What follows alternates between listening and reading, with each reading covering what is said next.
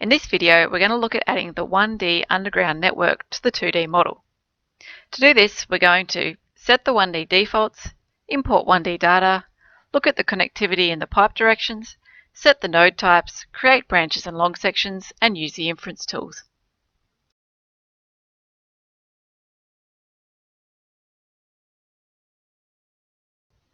Before we start adding our 1D network, we're going to set up the defaults for the nodes and the conduits. To do this, we go to Network, User Defined Defaults, and we'll go to the conduit first. The only thing we need to change here is we're going to set the roughness type to use Manning's N, and then we're going to change the Manning's roughness to the default of 0.03.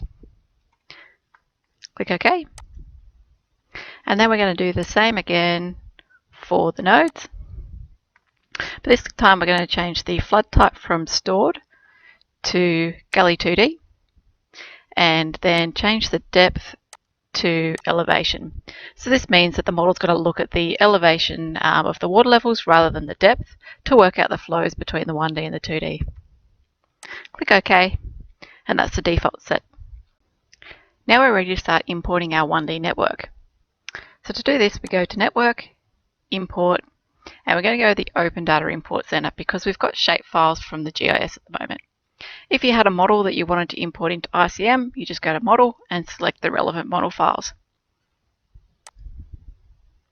So we're going to start with the node data to bring in, and we're going to set the flag to #A, which stands for our asset management data.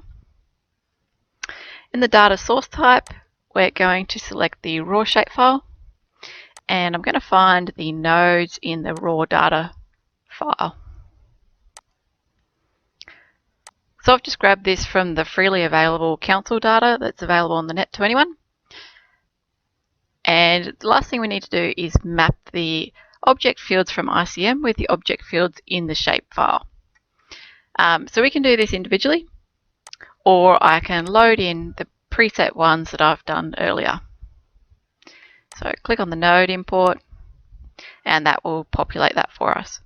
Click on the import, and we'll notice that we've got 97 new objects and we don't have any errors or warnings. And now we just repeat the process for the conduits. Find the pipe data in the raw data folder and make sure you change the configuration file to be the conduit. Last thing we want to do is we want to tick on the Use Auto Name option for generated nodes. So if we're importing any pipes that can't find a node close to the end of the upstream or downstream location, ICM is going to make a new node for us. And do you remember how we set those defaults earlier? It's going to use the SW underscore to name those nodes. So we hit import, and you'll notice that we've got 92 new objects have been imported, and we've got one error. So if we go OK, and what's happened here is we've got two conduits that are headed from the same to and from node. So it's just given us multiple links and it's added a little 0.2 there to notify us. So if you remember that one, pit underscore 12.2, we'll go and find that in the model in a minute. Click OK and then close. And you'll notice that our pits and pipes have been added to the model. Now that we have the network in the model, the first thing I'm going to do is change the theme. So I'm going to drag in the storm conduit theme from the transportable files. And this theme actually gives you the conduit directions and also the node type. So if I just go in and have a look at the nodes, it's based on what the actual node type is. So at the moment they're all manholes.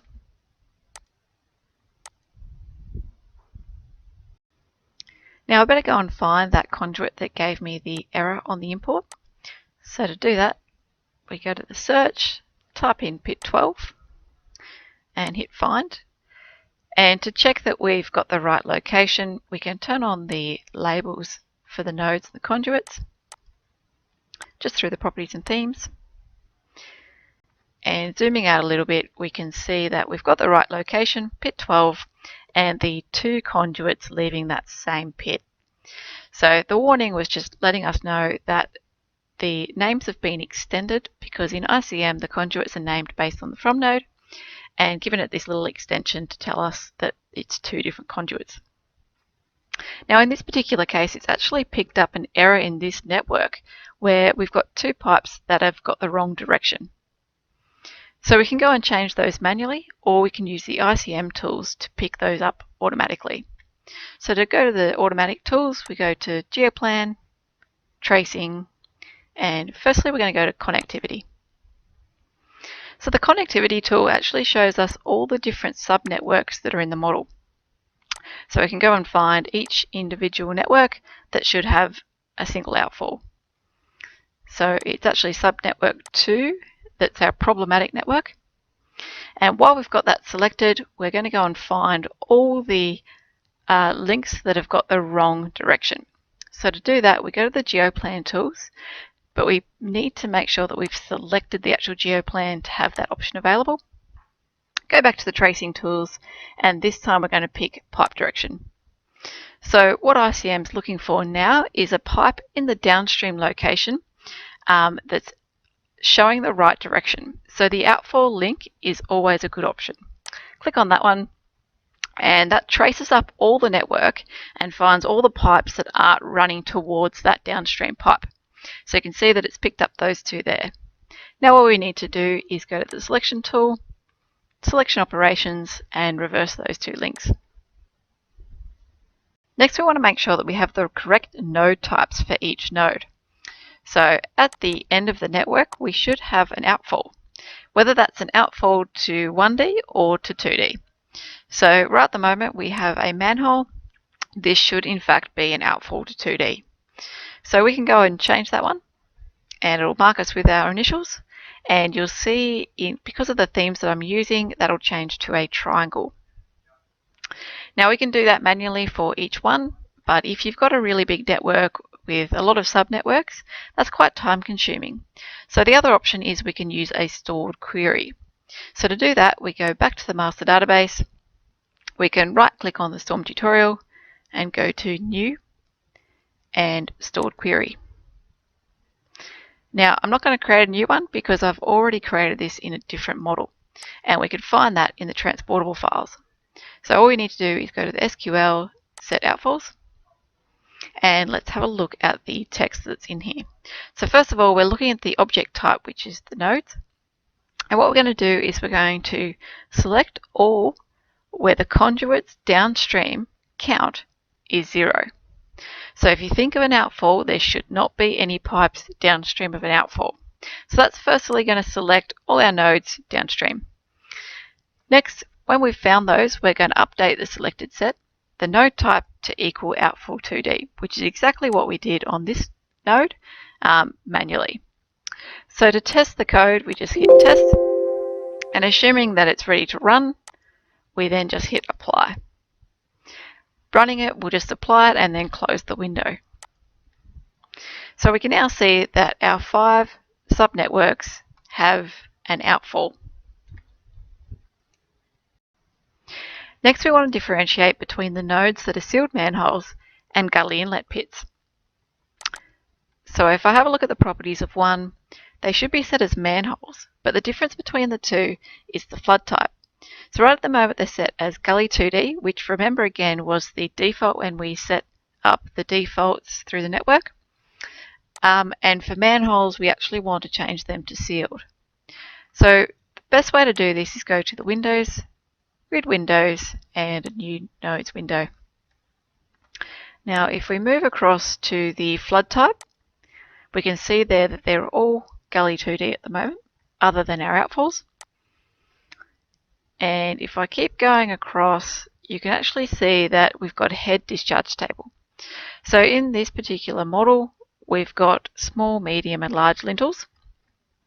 And then everything that's red actually has no discharge table associated with it, and we're going to assume that they're sealed manholes. So to pick those up, we click on the heading, and then we right click on the first row below, and we click on filter. Head discharge table equals, and we can keep that blank. Click OK, and that will filter out everything that has a blank head discharge table. Now if we go back to the flood type, we can highlight that column, right click and in the first row, current cell value, set a new value, and we're going to change that to sealed. You'll actually notice in the properties table that will change there and we'll flag it with our initials.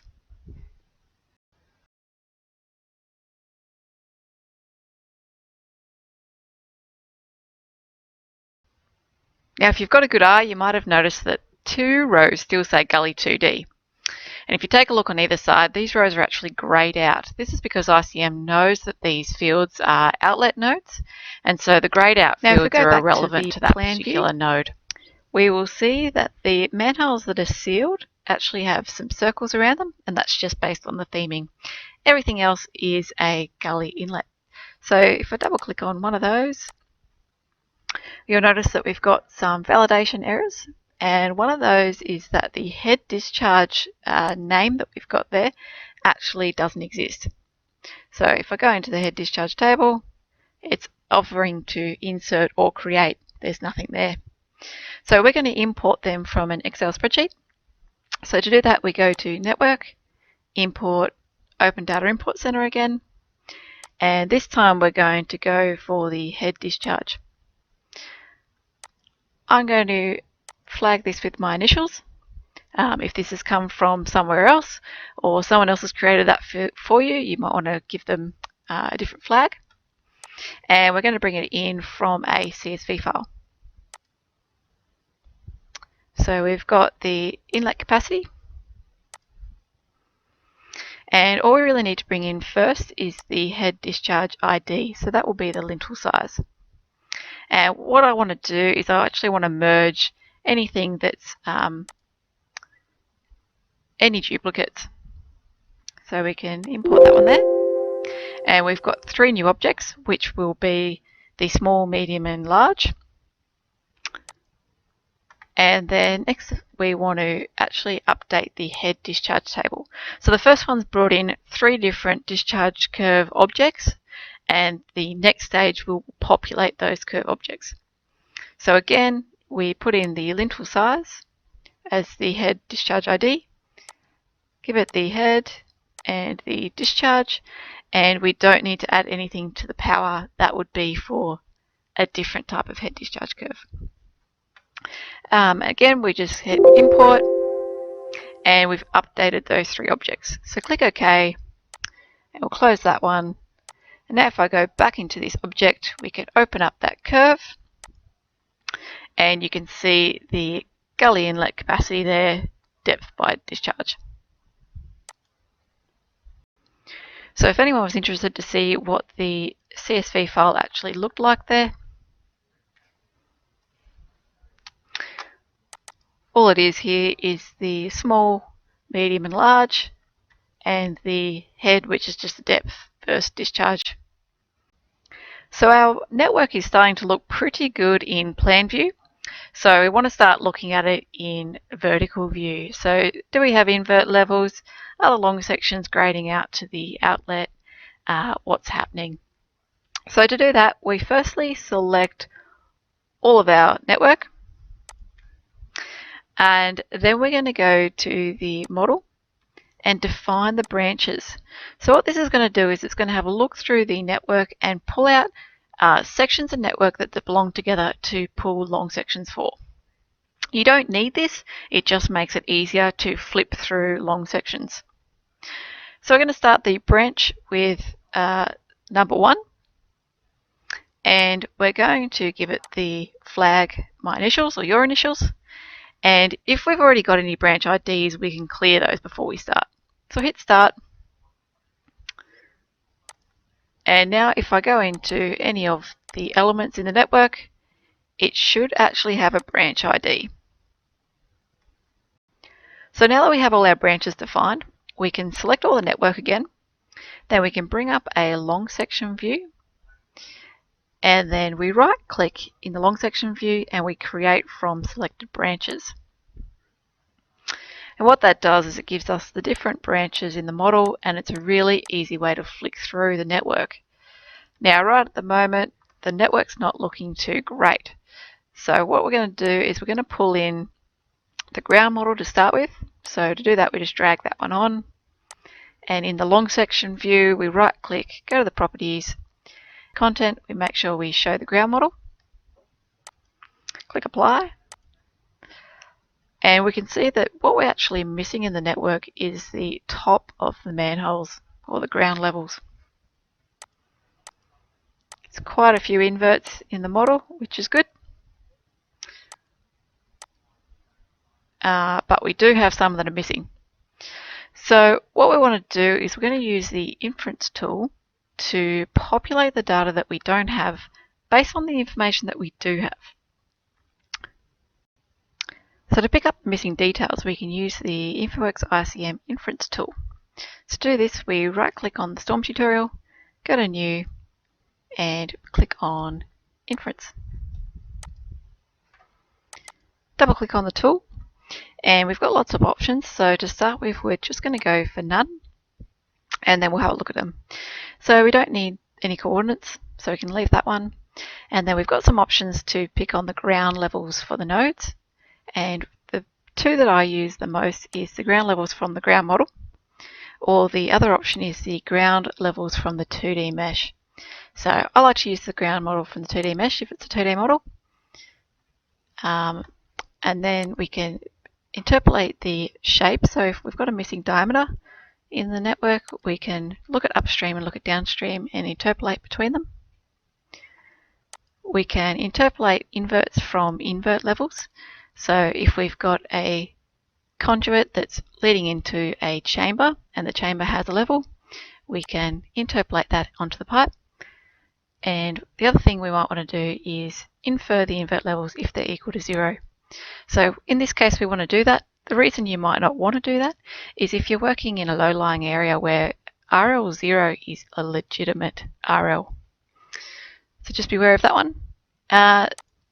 Using the inverts from the soffit levels is not something we really do in stormwater. That's more for sewer. We can interpolate the inverts from gradients, so we can give that a maximum pipe length and a gradient associated with that.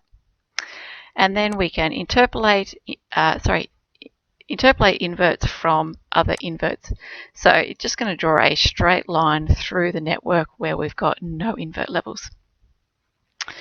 And last one, while we're here, we might as well click on the head loss type and coefficient. So at each junction, we typically have a head loss through the system, and that's based on the pipe angles plus the drops and the velocities. So the actual coefficient is based on the angles of the pipes really in ICM. So we can interpolate those, and we want to infer them where it's just set as the default flag. So if you've gone through and manually adjusted all the head losses and put your initials on there, it's not going to go and ruin what you've done already. Last thing we want to do is we want to flag inferred values with our initials. Click Save, and then we just close that one. And what we do is we drag the Inference tool onto the geoplan. That's going through each line in the inference and calculating the network. Now if we go back to the long section, now that has populated the invert levels and the ground levels for us. Now that's looking pretty good and healthy now. So what we can do is we can go back to the urban network. We can right click on that network and commit the changes. As always, we give it a nice comment to tell the version what we've done, and then we click OK. This time we want to validate the model, and that means that we'll be able to run it once it's validated. So we've got no errors there. We do have some warnings, and most of them are about invert levels and soffit levels above the ground, which we'll be picking up some of these outfalls, which is fine. And we can go and actually run that model now.